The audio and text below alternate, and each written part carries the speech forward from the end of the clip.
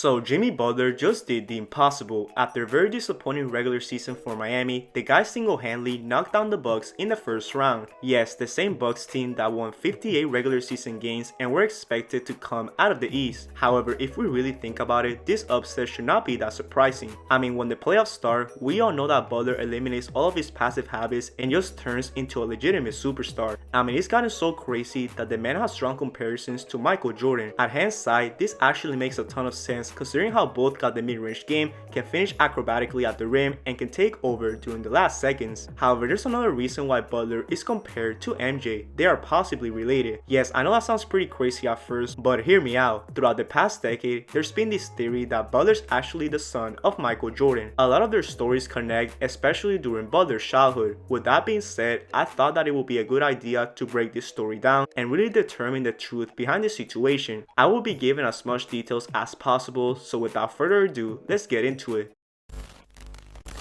This story all began back in the late 1980s. Jimmy Butler was born in Houston, which is where Michael Jordan was currently staying at. At this time, he was about 25 years old and was looking to make a statement in the NBA. In fact, he was still chasing that first title since Larry Bird kept knocking him out of the playoffs. However, there's something that might have gotten in the way of that. You see, coming out of North Carolina, Jordan was a popular figure. He had expectations of becoming a great, which caught the eye of various women. Many wanted to get engaged with Jordan, resulting in various kids. However, out of nowhere, something odd happened. Right when Jimmy Butler was born, his mysterious father abandoned him. Around this time, Jordan was engaged with Juanita, but was also accused of abandoning his son. As a result, Jordan decided to protect his name in the departure and secretly pay child support. That allowed his relationship with Juanita to stay alive, which is something he valued. The problem with this though is that Butler's mysterious father had also done the exact same thing. He had left Jimmy to protect his name while also paying child support in the process.